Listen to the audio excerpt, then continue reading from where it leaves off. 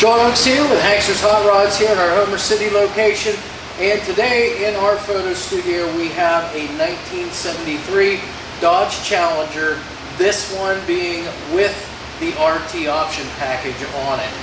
So again, just to give you a little bit of insight, anywhere from 72 to 74 on the Dodge Challengers, they did not have a 1973 Dodge Challenger RT per se. It was just the Dodge Challenger, but it did have the RT option package on it. So that's what we have here. As you can see, we've got the bright red exterior. Of course, we've got those black longitudinal RT stripes on the car, along with the black RT stripe up here on the hood of the car as well. Our car, to the best of my knowledge, is all original sheet metal on this car. The floors also. So again, you can see how well conditioned this car is in. As I always do, I always like to look down the side of the car and find out exactly how straight it is and how the fenders, doors, and quarter panels all are in alignment on it. And again, this car is very straight. As I look down the side, as far as elevations with your door and fender and quarter panel, it's all right in line with one another. So again, no deviations there. So it looks real good. Adjustments are real good on this car. Our marker lights here, you can see the lenses on these are in real good shape. No cracks or chips in those. We've got the bright wheel lip moldings here, along with the bright drip rail moldings on our car. All of which is shined up real nice, looks real good on the car. As far as wheels and tires, the wheels, we got factory rally style wheels here. These are steel wheels, they're 14-inch, and you can see we've got the beauty rings and the center caps on all of these cars, or on all four wheels and tires here. BF Goodrich radial TAs, and again the tread on all four of these is really good, looks like new on these. And I think the sizes on these were 215, 70R14s on the tire size. So again, all matching tire sizes too, so you can swap them out, you can rotate them, no issues whatsoever there to speak of there. As we work our way back here to the door, we can check out our door gaps here, check out the front, as well as here on the back. And you can see that those are pretty uniform front to back. So again, they've got this door adjusted in this hole here, real nice and even here. We do have just the driver's side mirror here. It's a chrome mirror, and it is a remote mirror there, so you can adjust it from inside with the window rolled up. So that's a real nice feature on these cars. Let's come back here, open our door up. Let's take just a real quick peek here on the inside here. Of course, we'll go more in depth with this here a little later on. But you can see that bright red continues its way into the interior of the car. Our door seals and weather strip, that all looks good. Even up around the top here, there's no chips or cracks or anything missing out of there. All intact, all one piece. Nice and soft too, so it's going to seal up real nice for you. Of course, we've got the white full-length door panels, the white high back bucket seats in here with the black carpeting, and that factory dash there with the Rally instrument cluster in it. So again, we'll look at that a little closer here as we get to that point. Door shuts real nice there, good solid thud there. Again, just the way that these Mopars were. Like I said, those drip rail moldings look good. Also, I always look down through that rain gutter there, and I can tell you that rain gutter is nice and smooth. You don't have any big, messes of like, silicone or anything like that they would have used under the paint. It's nice and even the whole way throughout. As we get to our quarter panel, again, nice and straight, nice body lines here on the Challenger. Again, the wheels and tires look good, and again, those bright wheel lip moldings there too. The side marker light on the back as well. Lens on that looks good. No cracks, no chips in that. Alright, now that we're around the back, we'll take a look at all the stuff that we look for back here, starting with this rear glass. Now this looks like a slightly tinted glass here in the rear window.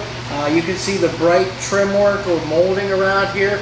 It's in good shape. There's no dents or dings in any of it. Polished up real nice the whole way around, so that looks good. Of course, where our panels meet here, it's welded in and seam sealed there, but again, you can still see where those panels come together as you should. So that looks all good.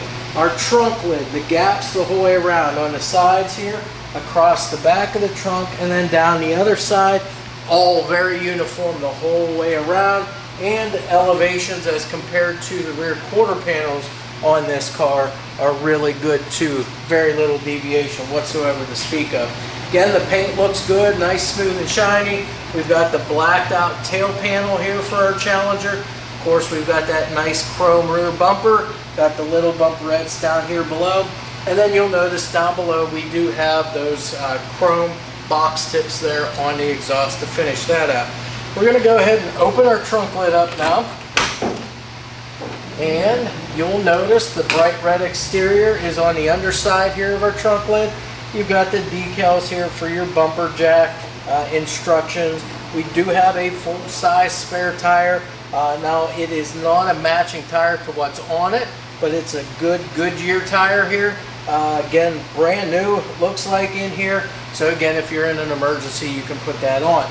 We do have a real nice trunk mat inside here. Our bumper jack, the original bumper jack is in here. Your wheel lug wrench is in here also. The trunk floor is in nice shape. And as far as when we get to the underside, I'll show you that this car has a set of air shocks on the back. They run those air lines right up through here into the trunk through some of these rubber, like the drain plugs in here. So they did a real nice job, so it's easy access to go ahead and fill those shocks. So we're all done back here. Okay, so again, on the passenger side of our vehicle, not going to take a whole lot of time on this side because again, it's all the same as the other side. But again, the one thing I do want to do is checking down the side of the car for our body lines, our elevation, and our adjustments there of the panels. Again, everything on this side looks really good. Our body lines look good and sharp.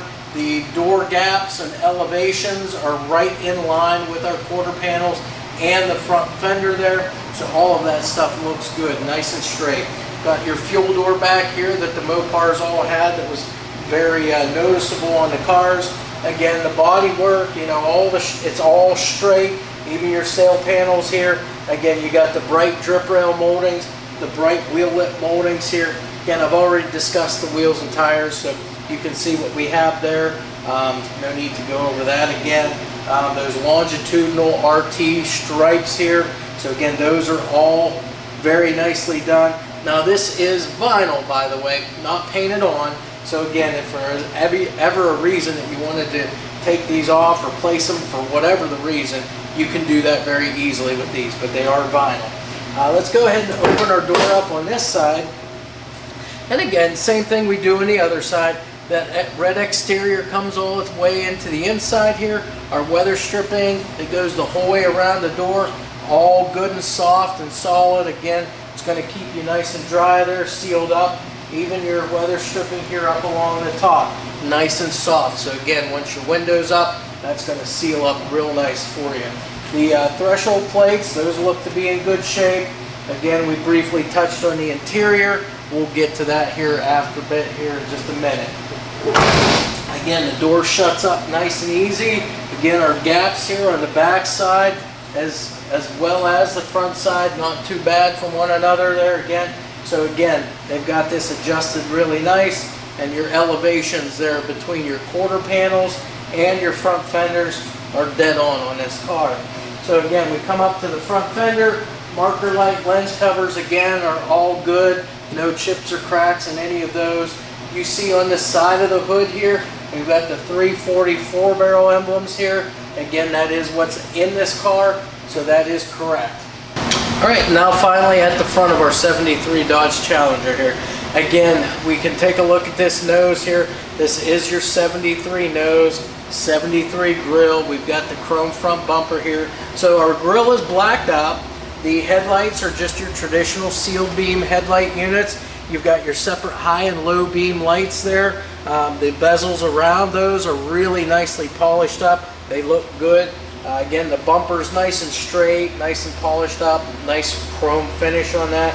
Again, all of our bright work here on the grille here looks really good too. Of course, you've got Dodge up here on the hood. You've got your black RT stripe up here on the hood. You can see the RT there right in the center there. Again, down below, you've got your parking lights. Those lenses in your parking lights are in great shape too. Again, no cracks, no chips in your lenses, and those are all mounted in as they should be. Now this is your correct hood. It's an all steel hood. I know a lot of times people would put a fiberglass hood on it, or sometimes they even came with them, but this particular car was a steel hood. This is the correct hood for it. So you can see our gaps the whole way around our hood here. They are the same side to side. And again, your elevations here with your front fenders, not too bad on this car either. It looks really good. So what we're going to do now is we're going to go ahead and open our hood up, and we're going to talk a little bit about this motor that we have in here. Now, this motor, this is the original numbers matching engine for this car. It is a 340 cubic inch Mopar motor. It is a 4-barrel carburetor motor also. I believe when I was looking at this, this has the, I think this is the Carter Thermoquad carburetor on here. From the best of my knowledge, I think I looked this up. It was really hard to narrow down the CFM rating on these carbs. They were anywhere, I believe, from like an 800 to an 850, just depending. So that's really the best information I can give on it for right now. As far as the motor goes, nothing too out of the ordinary here on our motor. We do have the factory air conditioning on this car, so that's all here intact. Belts are hooked up, all the hoses and lines are hooked up to that as well. Just painted steel valve covers. You've got the breather and PCV valve in there. You've got the stock cast exhaust manifolds on this car. Now those do go into a set of dual exhaust, dual Flowmaster mufflers with tailpipes complete with the box exhaust tips on it. So that is all correct for the period. As far as our brakes, we have power brakes. We've got power steering as well. Got a Mopar battery in there too, so that's going to go along with everything else we have here. We've got the stock style radiator in here with the fan shroud, and looks like we have probably a 7-blade clutch fan in there also. Again, like I said, the motor, all stock appearing, so it's got the cast intake, the cast heads, and the cast manifolds on it. So like I said, nothing out of the ordinary there. Again, all the air conditioning is all factory, so you got your factory dryer and compressor and all that stuff. So again, it's all very traditional looking underneath the hood. Now these cars here, a lot of these were noted for like the K members and like your core supports and stuff to go bad in them from, you know, aging and weather and so forth. This one though looks good, all intact up here with the core support. The K member, will take a look at that underneath the car, but everything underneath there looks really good too on this particular car. As you can see, our underside of our hood painted that same bright red as the exterior. Of course, we've got the hood insulation here. It's all intact. As you can see, there's nothing torn, nothing hanging down, everything. It's attached, fixed in here the way that it should be. You got the rubber seal here that goes along the front of the hood too. That's all in good condition as well. So we've talked about the motor. What's in behind the engine, again, we have a, it's the automatic, the Torque Flight 727 transmission. And we also have an 8 3/4 Mopar rear in this with a, I believe it's a 325 gear ratio, limited slip differential on this car. So that's your complete drive line. That's everything I have to go over on the motor here. All right, now that we're sitting inside of our 73 Dodge Challenger with the RT package on it, we can take a look at how nice this interior really is. Again, to the best of my knowledge, this is the interior that this car came with. So you had the full-length door panels there done in white, got a little bit of wood grain trim there. You've got the factory dash. Our dash pad on top is in good condition. There's no cracks or tears in that. Our dash itself, this is the Rally cluster that's in here. Wood grain dash trim. We've got 150 mile-an-hour speedo. We've got an in-dash tack. We've got the fuel, oil, temperature, and battery gauge. And then we also have the factory clock in there. And that factory clock is actually still working. Very, very unusual for that to happen, but it is working. So again, these are all the factory instrumentation that this car would have had from the factory. Steering wheel, this is just your factory steering wheel and column. So that's all good. We've got the automatic center console here with that slapstick shifter that Mopar called it. As you can see, we've got the bucket seats in here also. These are the high back bucket seats done in the white. It matches up with our rear upholstery there also. The rear panels in the back as well. Now this car does have black carpeting and the black headliner. Again, the headliner though is in excellent shape. It's tied up nice and tight, got all the necessary bows in it.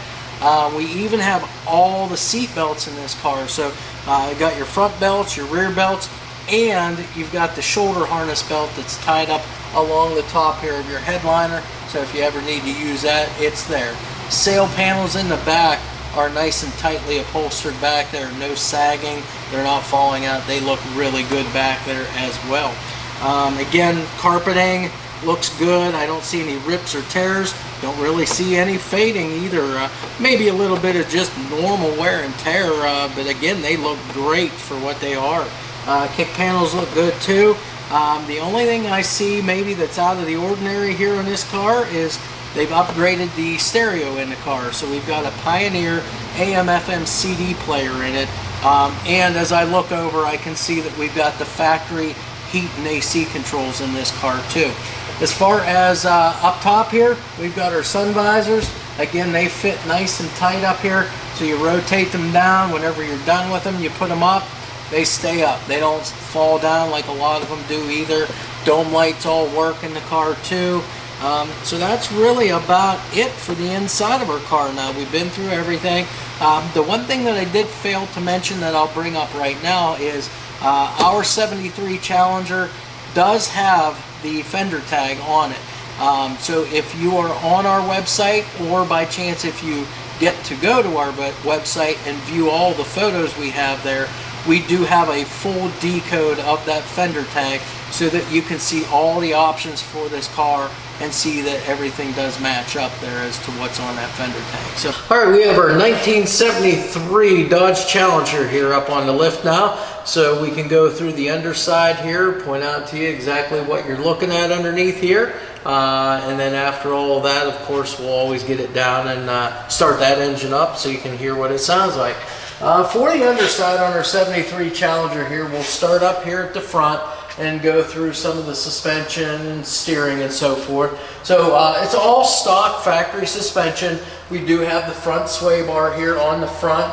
All the sway bar bushings here, the frame mount bushings, sway bar end links, those all look to be in real good condition. The bushings are real nice, all intact. They're not split or cracked, so they look all good.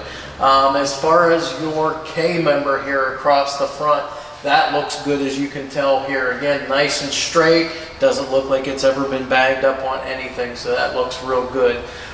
Stock lower control arms, stock upper A-arms on this car. All the ball joints all look to be in good shape. Steering, again, that's all factory stock stuff. So your center link here, tie rods, ball joints on both here, they all look to be in good shape. Again, the rubber dust boots, they are on all of the ball joints, not split or cracked. So again, that's going to keep all your grease in, any dirt and debris out. And it looks like everything's been maintained very well underneath here too. You can tell everything's been greased up and kept up with on this car. As far as the rest of the suspension, as with most Mopar cars, you've got the strut front suspension here, so you've got your strut rods back here, and all those bushings look to be in good shape. And where they mount into the frame back here, your support here, that looks to be all good there too. Nothing, you know, out of the ordinary there to go over on that. Now, as far as driveline goes on this car, we do have a numbers matching 340 cubic inch Mopar engine in this. Again, numbers matching because we've got the partial VIN stamped on the side of the block just as it should be. That is backed up by a Torque Flight 727 automatic transmission. Now as I look at the oil pan on both the engine And the trans pan here, I can look and tell you that I do not see any leaks whatsoever on this car. Looks pretty good up here. The transmission tail mount back here, that looks to be good. All of your bracing across the floor here and your front, I guess, subframe or frame rails here, those look to be good too. Nice and square. You can tell nothing's been banged up or dented up or bent or twisted in any shape or form up front here. As you come back, our floors, the floors look great on this car. I see no signs of any patching, no signs of rot or anything like that. These are all the factory floor pans. You can see all of the stamping lines and everything here. So again, all of that looks to be in good shape. Just kind of working my way back here. As far as the exhaust work goes, we've got stock cast exhaust manifolds, dual exhaust all the way back into the dual Flowmaster mufflers here, and then of course out through the back with a set of tailpipes and those boxed chrome exhaust tips out the rear tail panel of the car. So all of that looks to be in great shape too. Our drive shaft here, you can see it's in good shape. I'm just trying to feel around here and see if I feel, yes, I do feel some weights on there. So the drive shaft has been balanced. And as far as the rear end goes, this is a Mopar 8 3/4 inch rear end. It is a limited slip differential, a 325 gear ratio in this particular car, and it has the 1 7/8 tapered stem pinion in it as well. Now to go back and kind of go over wheels, tires, and braking system on the car. As far as braking goes, we've got front disc brakes, rear drum brakes on the car here. We've got BF Goodrich radial TA tires on this too, front and back. All of the tread looks to be almost brand new on this particular vehicle. As I said, stock suspension up front. In the back here, pretty much all stock rear suspension. Got your multi-leaf rear leaf springs back here. Now they did go ahead and switch the rear shocks out. They put a set of air shocks on the back. And I think from what I can remember, they've got the air lines run up into the trunk, so it's real easy access to air those up if you ever need to. Again, BF Goodrich tires. We've got the, I believe it's 14-inch factory Mopar rally wheels on this car, with the beauty rings and the center caps also for this car. Brake lines and fuel lines, those are all in good shape. They've got the spiral winding around the lines there wherever there's any bends, just to help prevent any kinking. They're tied up nice and tight against the frame rails and against the sides of the car, the rockers there. And the emergency brake cable on this is all hooked up. So the front cable, you got your intermediate cables here, and then of course the rear cables going back here to the drum brakes on the car. Looks to be a fairly new fuel tank back here too. Stock fuel tank, just fairly new. So you can see it's in great shape. There's no dents or dings in it whatsoever. Got the right straps on it. Hardware, everything like that is all in good shape on this. And that's pretty much it. The floor pan underneath here, that looks great too. All solid, all intact, all one piece. No signs of any patching, no signs of any holes whatsoever here either. So again, that is the underside of our 73 Challenger.